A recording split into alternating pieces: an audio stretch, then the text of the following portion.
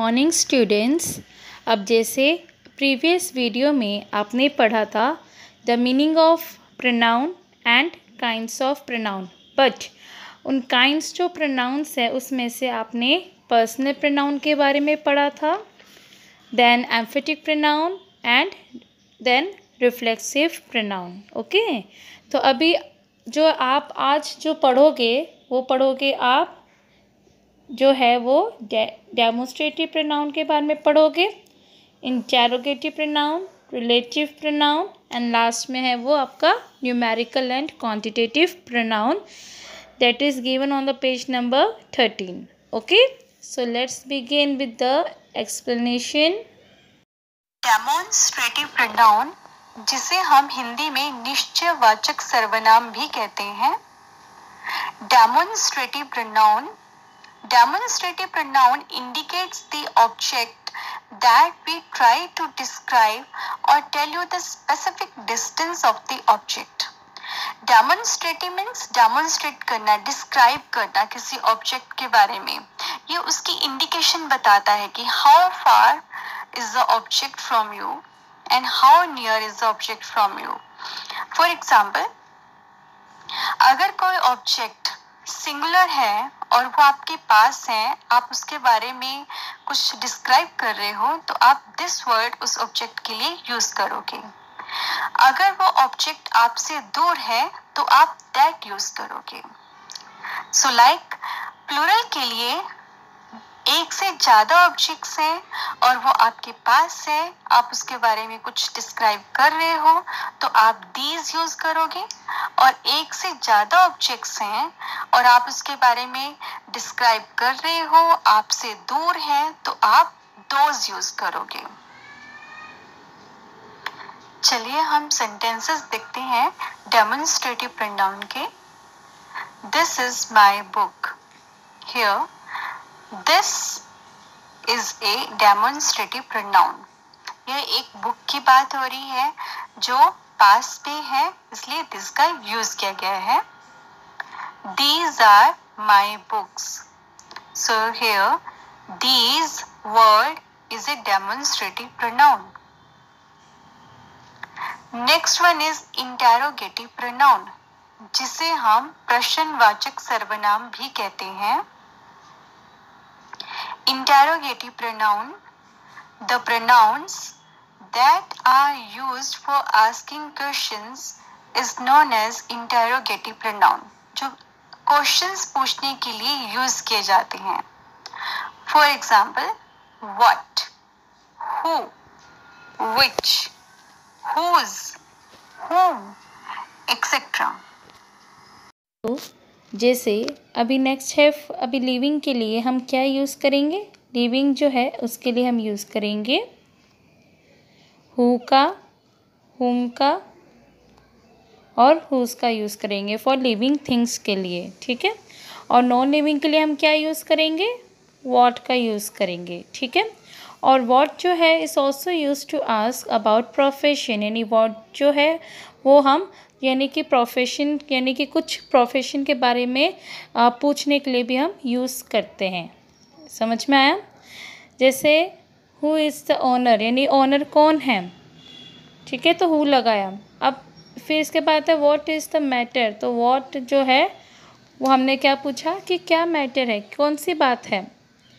फिर नेक्स्ट है for selecting things, हम किसका यूज़ करते हैं? विच का, यानी कि कुछ हम जब हम कोई चीज़ को कुछ सिलेक्ट करते हैं तो हम किसका यूज़ करते हैं? विच का, ठीक है। जैसे for example which is your pen, यानी कि तुम्हारी ये इनमें से कौन सी पेन है, तो इसलिए हमने अभी क्या किया? सिलेक्टिंग थिंग्स के लिए हमने किसका यूज़ किया?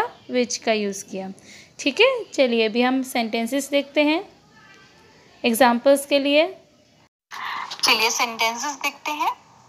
हु इज देयर, तो यहाँ पे हु वर्ड जो है वो एक इंटेरोगेटिव प्रोनाउन है।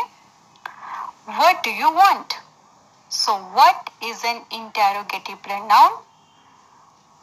Which are your books, so which is an interrogative pronoun.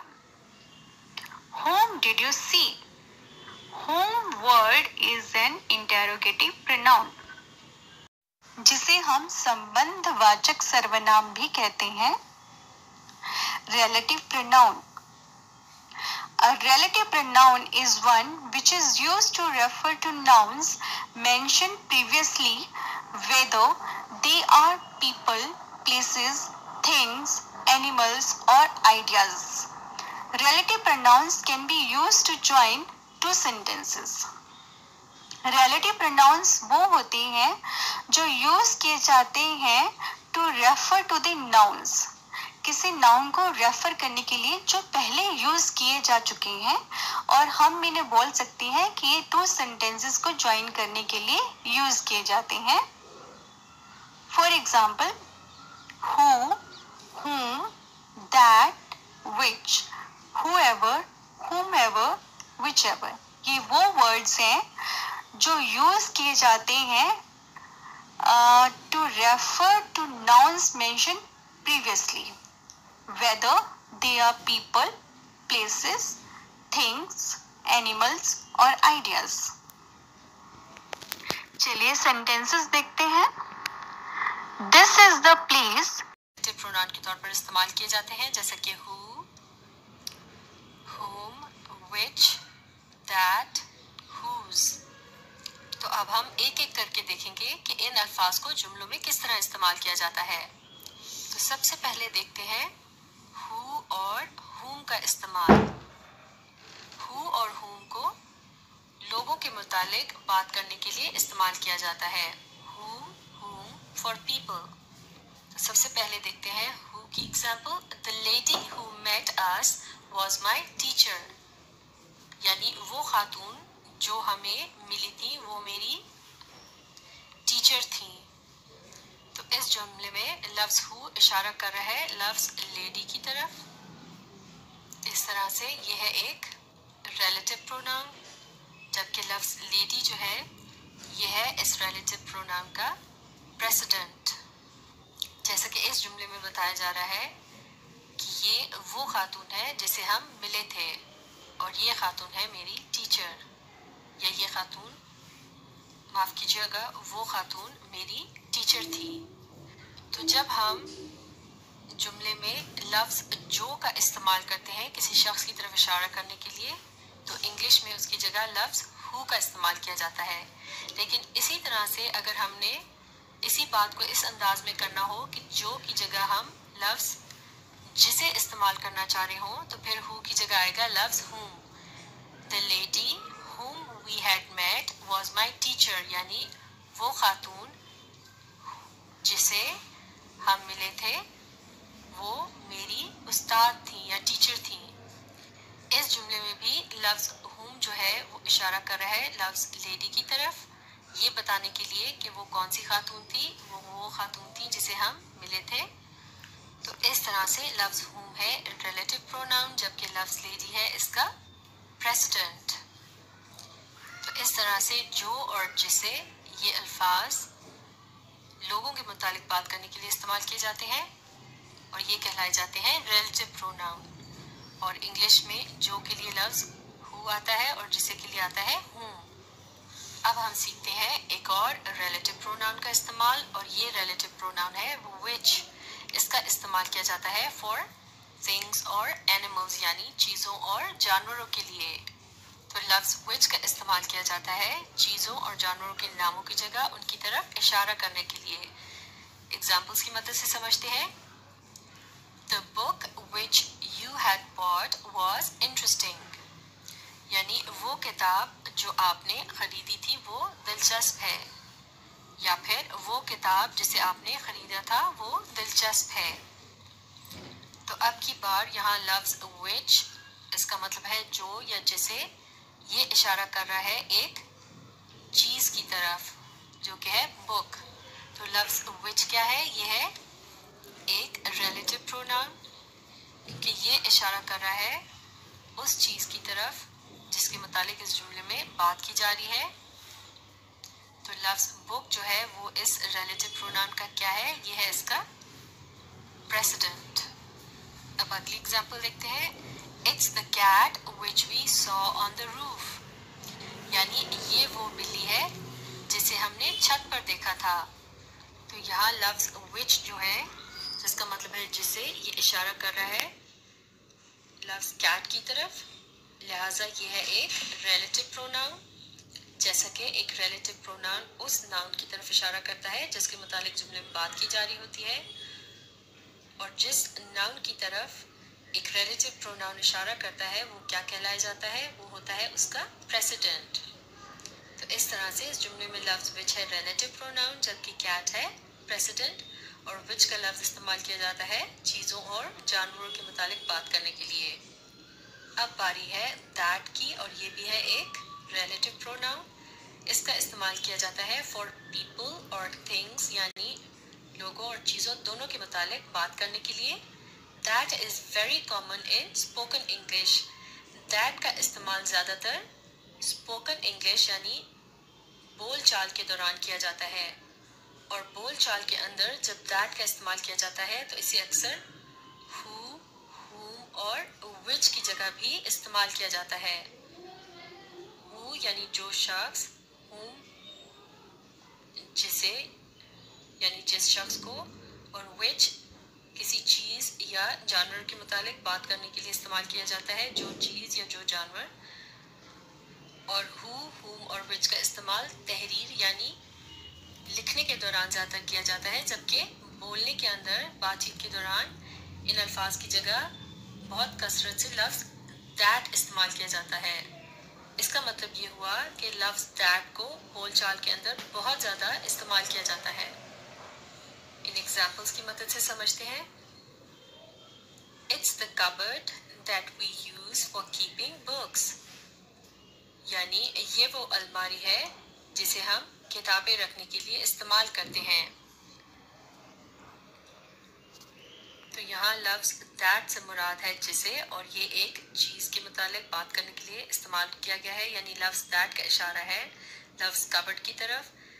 That हुआ रिलेटिव प्रोनाउन, जबकि कबर्ड है इसका प्रेसिडेंट। अगली एग्जाम्पल है the person that reaches first will win, यानी वो शख्स जो सबसे पहले पहुंचेगा वो जीतेगा। इस जुमले में लफ्ज़ दैट यानी जो या फिर जो शख्स, ये इशारा कर रहा है लफ्ज़ पर्सन की तरफ, जिसके मुतालिक इस जुमले में बताया जा रहा है, यानी वो शख्स जो कि सबसे पहले पहुंचेगा वही जीतेगा। तो लफ्ज़ दैट जो है ये है रिलेटिव प्रोनाउन, जबकि पर्सन क्या है, ये है इसका प्रेसिडेंट। तो इस तरह से लफ्ज़ दैट जो है वो लोगों और चीज़ों दोनों के मुतालिक बात करने के लिए इस्तेमाल किया जा सकता है। अब हम देखेंगे लफ्ज़ हुज़ का इस्तेमाल। हुज़ को इस्तेमाल किया जाता है फॉर पीपल और थिंग्स, यानी लोगों और चीज़ों दोनों के मुतालिक बात करने के लिए। हुज़ का मतलब है जिसका या फिर जिसकी। पहली एग्जाम्पल को देखते हैं। That's the girl who's bag was lost, यानी वो लड़की है जिसका बैग गुम हो गया था। इस जुमले में लफ्ज़ हुज़ एक रिलेटिव प्रोनाउन के तौर पर इस्तेमाल किया गया है, क्योंकि ये इशारा कर रहा है लफ्ज़ गर्ल की तरफ, और लफ्ज़ गर्ल है इसका प्रेसिडेंट। और इस जुमले में लफ्ज़ हुज़ को इस्तेमाल किया गया है किसी शख्स के मुतालिक बात करने के लिए। अगली एग्जाम्पल देखते हैं। The house who's door is brown is mine, यानी वो घर जिसका दरवाज़ा भूरे रंग का है वो मेरा है। तो इस जुमले में लफ्ज़ हुज़ यानी जिसका, ये इशारा कर रहा है लफ्ज़ हाउस की तरफ। तो इस तरह से इन दोनों जुमलों में लफ्ज़ हुज़ जो है वो क्या है, रिलेटिव प्रोनाउन, जबकि लफ्ज़ हाउस और गर्ल कहलाए जाएंगे प्रेसिडेंट, क्योंकि इनकी तरफ इशारा किया जा रहा है और इन्हीं के मुतालिक इन जुमलों में बात की जा रही है। पहले जुमले में लफ्ज़ हुज़ को शख्स की तरफ इशारा करने के लिए इस्तेमाल किया गया था, जबकि दूसरे जुमले में लफ्ज़ हुज़ को एक चीज़ की तरफ इशारा करने के लिए इस्तेमाल किया गया है। इसका मतलब हुआ लफ्ज़ हुज़ लोगों और चीज़ों दोनों के मुतालिक बात करने के लिए इस्तेमाल किया जाता है। तो ये था हु, whom, which, that और whose के रिलेटिव प्रोनाउंस का जुमलों में इस्तेमाल। तो अब आप इस जी, तो नेक्स्ट आपका जो लास्ट टाइप ऑफ प्रोनाउन है that is numerical and quantitative pronouns. So these pronouns are put under indefinite pronouns. Okay, so these pronouns refer to persons or things in a general way but not in particular. It means, इसका मतलब ये है कि ये एक ऐसे pronounce होते हैं जो कि किसके अंडर आते हैं, इनडेफिनेट प्रोनाउंस। यानी कि इनडेफिनेट प्रोनाउंस का मतलब क्या होता है कि किसी व्यक्ति या किसी वस्तु के तरफ संकेत करते हैं और एक ऐसे व्यक्ति या वस्तु की ओर के विषय में हम नहीं जानते हैं, तो उसे हम इनडेफिनेट प्रोनाउंस कहते हैं। तो उसी तरीके से ये जो प्रोनाउंस है ये they also refer to persons और थिंग्स। यानी कि ये एक ऐसे प्रोनाउन है जो किसे रेफर करते हैं, किसी पर्सन या किसी थिंग को, यानी कि एक in a general way but not in particular way. ठीक है, यानी कि वही है कि किसी व्यक्ति या किसी वस्तु के बारे में हम संकेत करते हैं जिनके बारे में हम जानते भी नहीं हैं। ठीक है, अब फॉर एग्जांपल होता है जैसे none, all, many, few, little, some, one and something and etcetera. Okay, तो ये सब क्या है, this all are the examples of numerical and quantitative pronouns, और you can say it can also be said to be indefinite pronouns. Okay, so for example यहाँ पे आपको example दिया हुआ है। सबसे पहले few were escaped. ओके, अब यहाँ पे पहला क्या दिया हुआ है आपको, few दिया हुआ है। ठीक है, तो few यहाँ पे क्या हो गया है, एक न्यूमेरिकल और क्वांटिटेटिव प्रोनाउन हो गया है। अब इसका क्या मतलब हो रहा है कि few were escaped, यानी कि कुछ ऐसे व्यक्ति जो है वो क्या हो गए, एक्सकेप्ड हो गए हैं। ठीक है, यानी कि वो भाग गए हैं, चले गए हैं कहीं पे एक्सकेप्ड हो गए हैं। ठीक है, और ऐसे व्यक्ति के बारे में यहाँ पे संकेत किया जा रहा है जिसके बारे में हम जानते ही नहीं है कि कौन से थे वो व्यक्ति जो मतलब भाग गए हैं। समझ में आया। नेक्स्ट जो है एग्जाम्पल, लिटिल आर लेफ्ट। अब लिटिल जो है वो भी एक इंडेफिनिट प्रोनाउन भी कहा जाता है या फिर न्यूमेरिकल और एंड क्वांटिटेटिव प्रोनाउन भी होता है।